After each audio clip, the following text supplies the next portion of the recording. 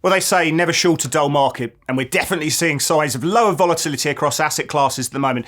But we, as traders, we adapt and we look at the strategies that work in this market environment. And that's what Blake and I do. We look at the strategies that are generating alpha in this environment. Plus, we look at the movers and shakers and the trades we like across FX, indices, and commodities. So let's get to it. This is the trade-off.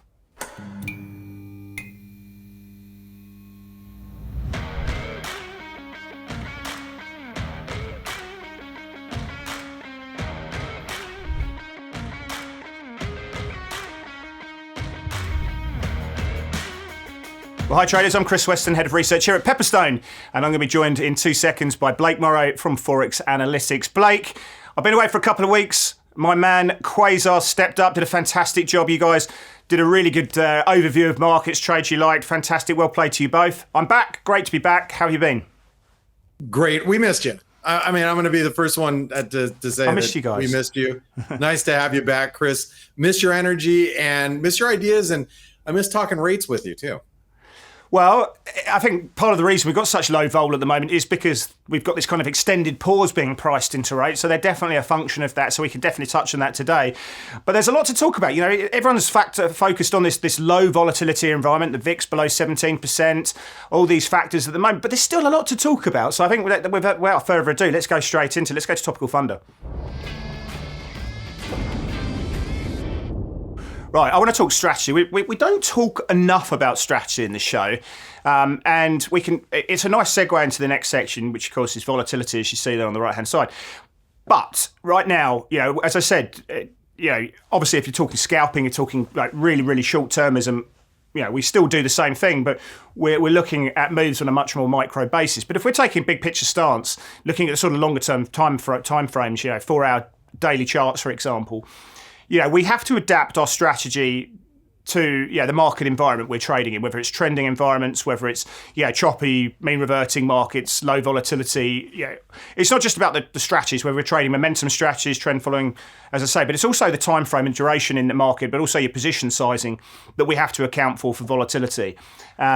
And right now, the way that I'm seeing this, Blake, is that mean reverting strategies are working brilliantly, right? And I think part of that is down to the options dealers. Everyone's trading these 0 day to expiry options. And what you tend to see is the market makers are effectively long calls at the moment. So when with the S&P rallies, we tend to see them selling futures when their delta moves up. And then the opposite is true, as we saw last night. When the market fell, effectively, their delta position has a change, and then they have to go and buy futures. And you see that mean reversion, which is why we're seeing, I think, we're seeing these low close-to-close percentage changes playing through. So mean reverting, certainly in indices, is working brilliantly at the moment. We're seeing it across FX. So from a strategy perspective, that's the way I'm seeing things.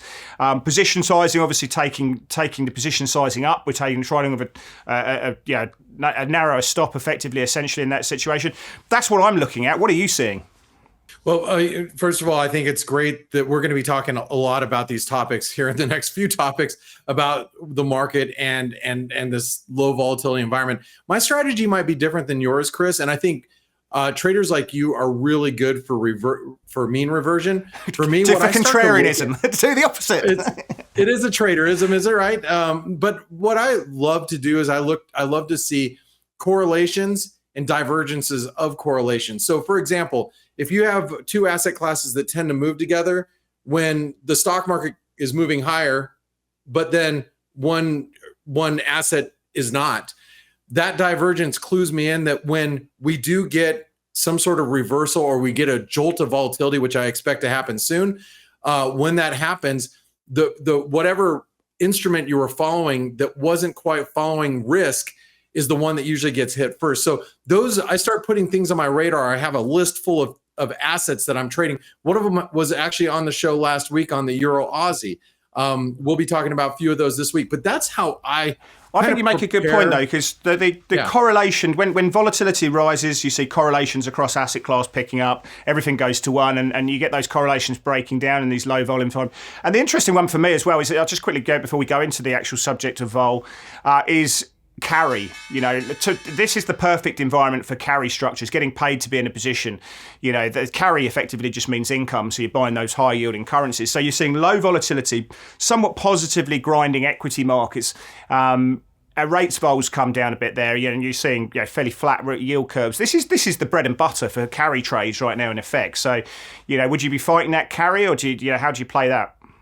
Well, yeah, I'm going to talk about one of them a little bit later here in the show. Can I leave it at that, Chris? Can we just leave it at that? Yeah, let's leave it. But carry's a good trade. Trading, in carry income in markets in this kind of environment is pretty good. So that's another strategy we can look at. 100% agree with that, especially if you're just going to ride through on a Wednesday evening, which it is here where I live, Thursday morning for you. We get paid extra interest on that rollover period. Yeah, so that's kind of nice on those carries. But I'm going to talk about volatility because it is a key subject of the market. And you're exactly right, Chris. You've been gone, you came back, and everybody's talking about it. Low volatility environment. Low vol. Yeah, low vol, VIX breaking down. And I have to remind everybody, we have been in a year and a half of a high volatility period in the markets. To have a couple of days or maybe a week of low volatility, I know we're all spoiled, myself included. And so I feel a little upset that we're in a low vol environment. But I guess the question I was going to ask you is, what do you think it is that's going to break us out of this malaise? I mean, is it rates and expectations have to start shifting? Or, is it some economic data that might shift? I mean, if you think about next week, there's not a lot of data that I'm looking at next week, but the following week is the FOMC and then the US jobs report. Not to say that I think next week you have Australian CPI, if I'm not mistaken. Correct me if I'm wrong. You're right. But 28th. Yeah, I thought I saw it there on the calendar. But when you're talking about news that will move an entire market, I'm thinking FOMC. Do we have to wait another 2 weeks, Chris? I'm not buying it. I'm not buying that. I'm not buying the FOMC as a vol event. No. I'll tell you what, though. Let's go through the reasons we're in low vol. I think it's probably a good place to start. First of all, everyone looks at the VIX, but few people are trading those expiries, right? The VIX is a calculation of expiries that come out in 23 days to 37 days, right? Everyone's trading these zero DTE options right now. So the volume's in those now, which is why you're seeing those short-term intraday moves, because the market makers are having to hedge their deltas effectively, of course that. So that's one factor. The second thing is that vol targeting funds, they're adding more length into the market. CTAs are long. So weakness in volatility begets weakness. And if you have a look at the VIX curve at the moment, it's in such steep backwardation. Funds are paid. This is another form of carry, right? When you roll down the VIX, the futures curve effectively, from month to month, you're incentivized to be short volatility in that situation. Right. Yeah. The Fed's balance sheet, you go and have a look at reserves, they're up 11% since March. The TGA has been drawn down. It's going to come up a little bit in the short term. That could be a volatility event in itself as tax receipts come in. We can talk about debt ceiling. But I think also if you have a look at the rates vols come down, and that's largely as a factor that, we're going to get a 25 basis point hike from the Fed the next FOMC meeting, but then we've got an extended pause being priced in, as we have for a lot of G10 markets, ECB and to an extent the UK. The market is saying an extended pause means lower volatility, and so I think there's a lot of factors that play into that. Liquidity being a hard one.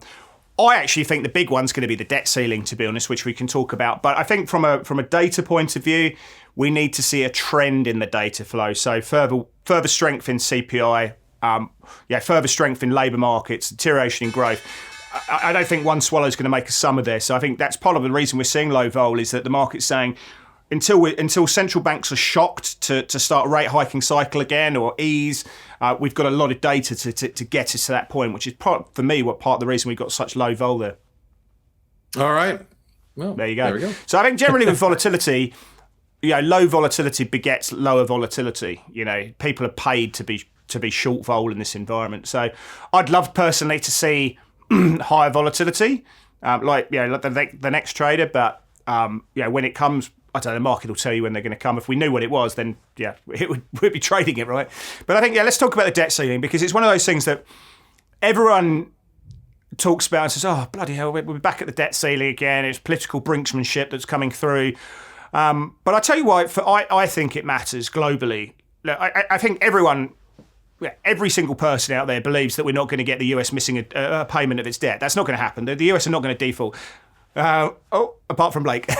But like, it could happen. If it did happen, I just think it's a very, very low probability. What we could see, though, is getting to a point once we get past the X date when they run out of money where they have to cut back on certain government initiatives, and that will impact growth negatively. And at a time as we go into August, probably when growth is already falling because of credit crunch. So that's why I think it matters. I think there's definitely, the closer we get to that X date when they run out of capital, there could be a really big hit to GDP as a result of that situation. The other factor for me, Blake, is actually when the debt ceiling is resolved, and it will be resolved at some stage, in my opinion, and most people's opinion. And actually, the perverse situation is that's when it could become a negative event for the market, because what would happen is let's say they raise the debt ceiling by $1.5 trillion, is that the Treasury Department will then issue $1 trillion worth of short-term paper. The private sector will be asked to buy that. That is going to be QT on steroids. So effectively, you're sucking capital out of the private sector. And that liquidity withdrawal, as the TGA builds, I think will be a known unknown for markets. But liquidity coming out of the market in that capacity at a time when the US is going into recession, probably, and at a time when the ECB balance sheet is contracting, liquidity is the oxygen in the market's lungs. That, to me, is going to be a massive, or a potentially massive negative event for markets. What are you seeing? Yeah, that's a way to frame it. Actually, it's great. And I know what you're trying to do. You're trying to get me to be political. Well, you know what? Oh, no, mate. The Republicans put a program on the table. Will it see the light of day? Like yesterday, $1.5 trillion the House Speaker put up there. Are we going to see it happen? I hate Democrats. There, I said it. And I hate Republicans, too.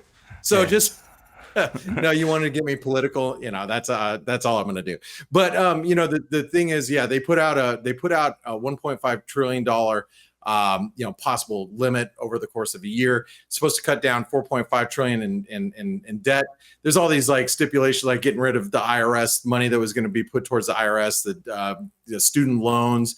I forget what else, the limit, like discretionary spending. But the thing is, we don't even know if the Republicans and the GOP have the votes to even. I think they need to. 4 people need to vote against it for it to fail. I mean, to be honest, I think it's not going to see the light of day. It's the first package that's been put through, and there'll be a series of other ones. I think we get very, very close. Like in 2011, I think we're going to get very close to the X date. We don't know what the X date is at the moment. We're going to find out as these tax receipts come in over the next week or so, when the postal ones come in, and then the analysts will come out and say, look, this is going to be the date that we need to work to. And I think as we get closer to that point, the bill markets are already showing signs of stress. We saw a 4-month bill auction last night, which was the highest yield that they've had there on record. So the bill market is showing stress. I don't think we're going to see broad markets worry too much about this until we get like a week out, and then they may look over the cliff edge. But for me, as I say, I think the real issue is actually what happens after where we see a resolution. And that's when we sort of could see the ability to issue all this debt in the private sector, saying we're going to have to sell assets or use capital elsewhere, and that's going to suck the life out of the market. One last thing I wanted to mention, just so everybody is clear, we don't know what the date is. As Chris said, that's you're taking in the it could be like sometime in June. So if you think you're going to go on holiday, good luck.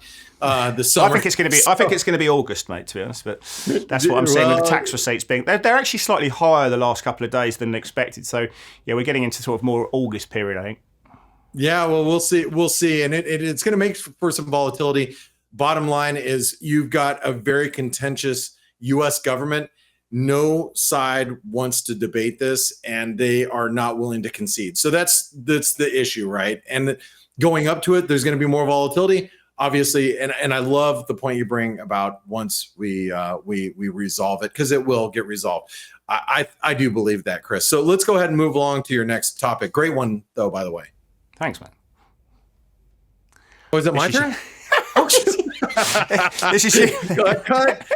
Time out. Just kidding. Yeah, one for the bleeper reel.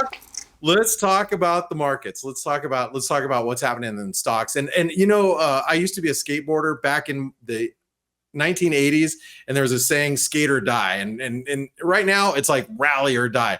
The stock market just continues to rally. Low volatility environment. We're plowing higher, Chris.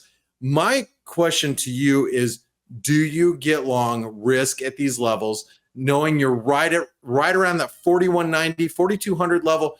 other resistance. I mean, if we stop here, right here, where we stop today, we make a lower high. And that's not a bullish sign for the market technically.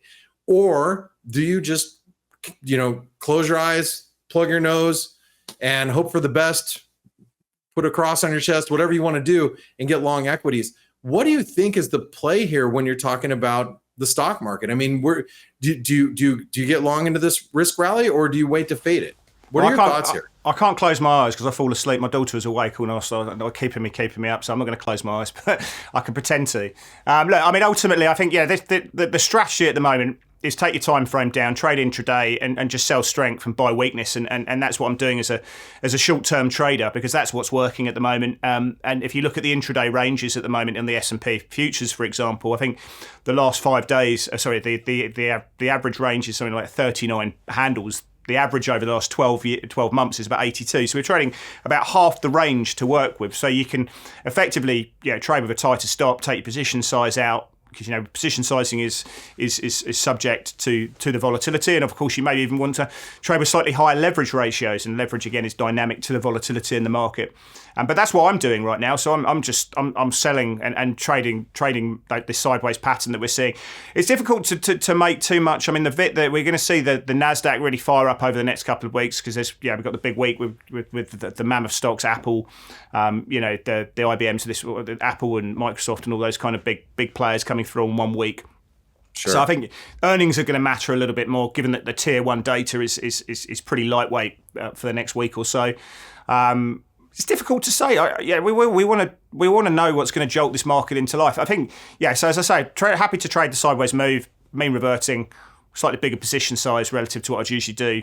But I think a breakout of these January highs, then I think we might start looking for more momentum. Those ranges might start expansion. I just don't know, but that's what I suspect would happen. If we see a close above the January highs, then I think we could see range expansion playing through. What do you think about that? What do you think about? Well, I think that will play out at some point. I'm always looking for wherever the downside support is on the SPOOs. The S&P is 41.25 for me. It's like every time we dip down to just, it's a channel support, we bounce right off it. So I know where you need to be long. You need to be long off of that support as it's increasing as the days go on, because it's an ascending channel, if you will. But the one thing I wanted to bring up really quick, Chris, is, and I wanted to ask you your quick thoughts. Bank earnings, is it anything more or less than you expected? I mean, I expected the bigger banks to be fine, personally, but did it surprise you at all? Is there anything that jumps out at you with earnings this far? I haven't gone through the bank earnings in the micro card. I've just let the price action tell me what's happened. I mean, have a look at the KRE right now, the regional bank index. It started outperforming. They're seeing some really good buys. The banks on the XLF, the bigger banks are outperforming the rest of the market at the moment. Just have a look at an XLF SPY ratio. The banks are finding form. Maybe it's a little bit of short covering playing through. But that's telling me what I need to know at the moment. I don't think it's as easy as saying the banks are solved, get involved, but we are seeing a much better price action, and people are covering a lot of those short positions playing through. So, I think the market's telling you that it's certainly less bad than feared. Anyway, good. Okay, let's go to the setup. Let's have a look at some of the charts catching our eyes.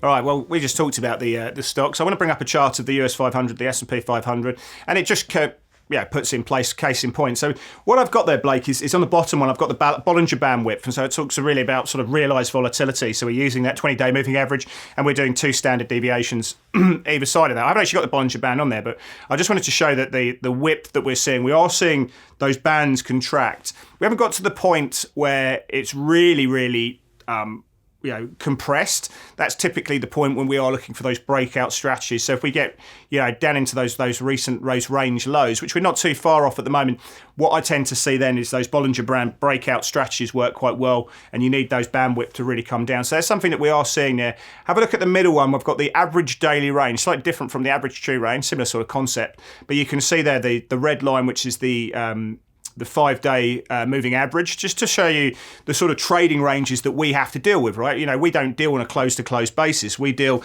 in the absolute range on any kind of day, and that's falling away, just showing another form of kind of volatility. But what we're seeing there is this horizontal resistance level you can see around sort of 4150-ish in the cash market there. I think that's about 4200 in the futures. It's just banging on that door, and it wants to break through, doesn't it? But it just can't do it at the moment. So it just needs something. Maybe it's going to come from earnings. Maybe it's going to come from the balance sheet. Who knows? But how are you seeing this one? It feels like you want to buy the breakout.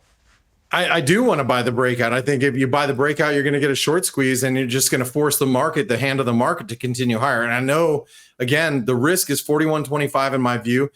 You don't have it drawn there, but it's really following methodically an ascending trend line or channel. You can use just the bottom end of the channel being a trend line. It's been moving higher over the last month or so, and it's been following it religiously. Now, the problem that I am seeing at the moment is that everybody's been very well aware of the pain trade, which has been higher. That's where the pain's been at.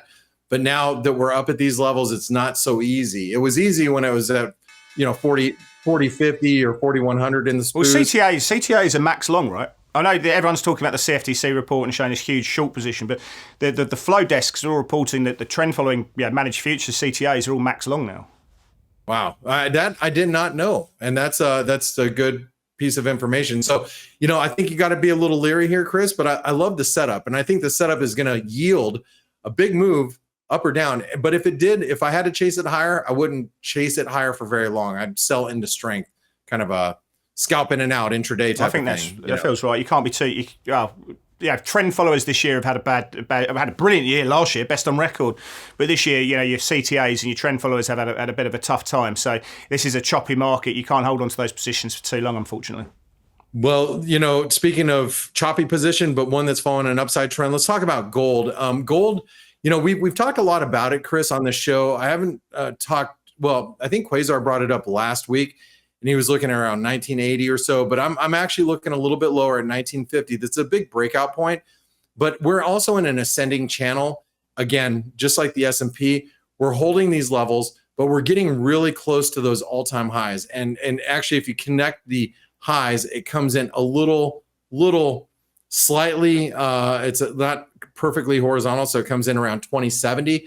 So, I think as long as we're above 1950, we know that that's where the risk is. As long as we stay above that 1950 level, you continue to, play on the long side for maybe a possible breakout. I have to admit, the buying has been insatiable here for gold, and it's really been just kind of relentless. The one other risk I see to gold, to the more upside in gold, is the dollar is trying to form a low right around the previous 2023 low. So unless the dollar really starts to break down, I think that would be my cue that gold is really breaking out. But how are you seeing gold right here, Chris? Fundamentally, I think I agree. I think it's held up really well, despite the fact that we're now fully expecting a rate hike from the Fed at the next meeting. We started pricing a little bit more for the June meeting. John Williams is Christopher Waller said that he's open to it. June is on the table should the situation arise, and obviously those factors are negative.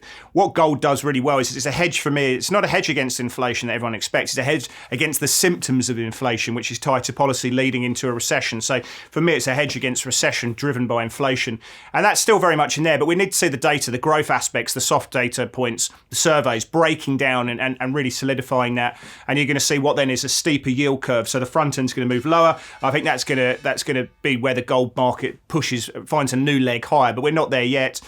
I think that the dollar, you make a good point on the dollar, and that's been really influential, obviously, on the gold price. That's broken the recent downtrend. And now it's consolidating. So we're just going to then that hiatus pattern. And I think, the dollar move in itself is the fact that we've seen a weaker dollar has been part of the reason we've seen lower volatility broadly. I think the dollar's really key there. So I don't really have any strong view on gold at the moment.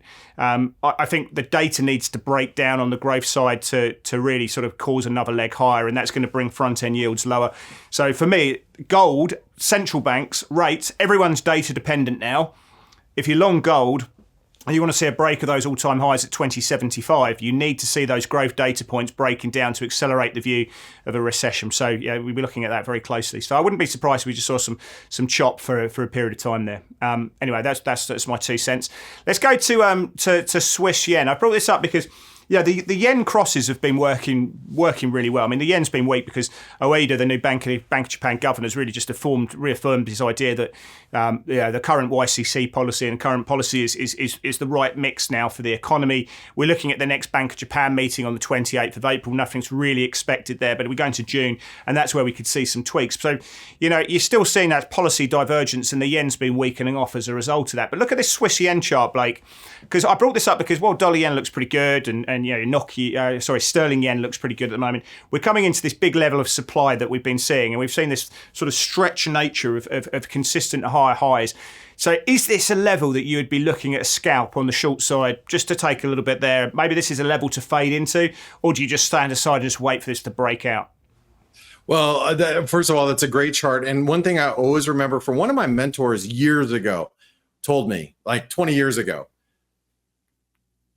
instruments, whether it's a currency pair or stocks, whatever it is, whatever instrument you're trading always looks strongest right at resistance. And this is a great example of it looking really strong into resistance. And it's a hard call. You make a great point about Ueda. And, we talked a little bit about him the last couple of weeks that you've been gone. And it's interesting, his words, because if you go back and read some of the stuff he's done in 2017 or 16, he was so critical of the BOJ and what they were doing. So it's really interesting to see his attitude form as he's at the helm of the BOJ. Anyway, that has allowed for some yen weakness.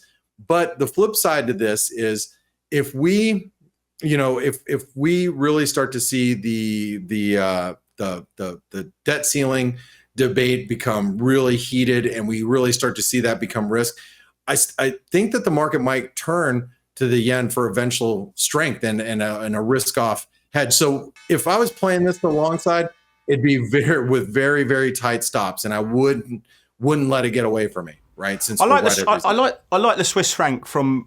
If we were to see low growth, the Swiss always does well there. But you've got some cyclicality in this because, the next Swiss central bank, the S&P meeting is not until late June.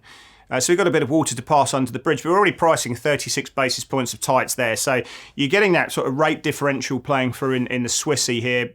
It still has some safe haven quality. So it's a bit of a magical currency in that regard there. But you're right there. I mean, where do you go in times of ultimate stress? And it's going to be, if the debt ceiling became a proper vol event, then I think the Japanese yen is going to be the play of the day there. But I think this is a really interesting setup. Viewers, let us know how you think about this one. Are you going to be shorting into this one? Are you waiting for the break? Are you scalping it? What are you going to be doing? Interested to hear your thoughts on that one.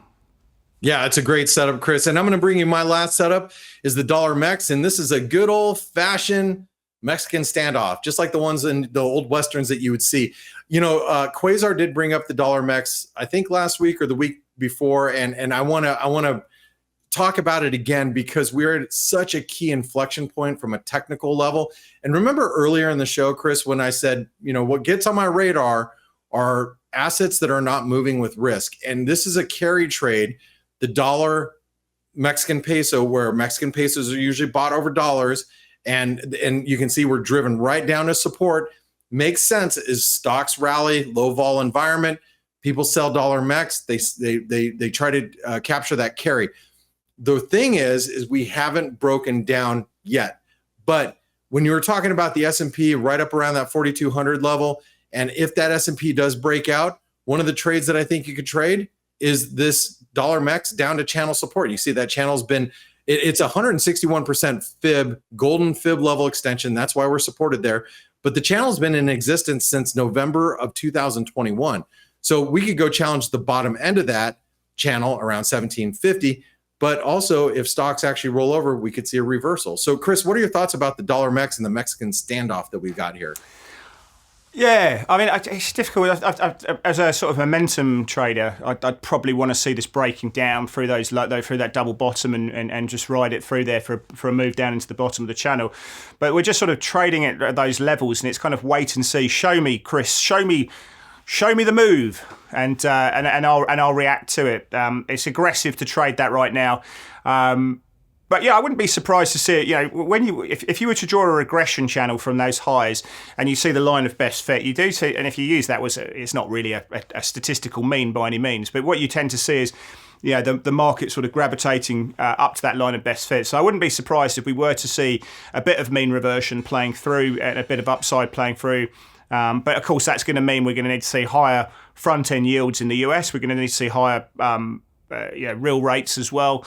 And then the US dollar is going to have a bit of a rally in that situation. To get a really strong wriggle on in this pair, you're going to need to see a risk event and the VIX pushing up and the dollar being bought on a safe haven demand, which isn't happening at the moment. So it's difficult to justify extreme upside in this pair.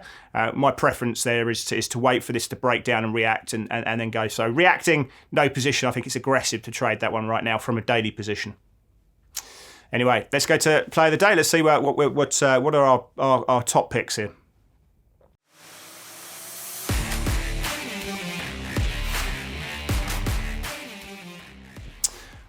I'm going to go for Sterling Aussie. That's my focus there. So if I can bring up the chart. Why do I like this one? Well, we've just seen obviously the average hourly earnings in the UK. The earnings numbers were very, very, very strong indeed.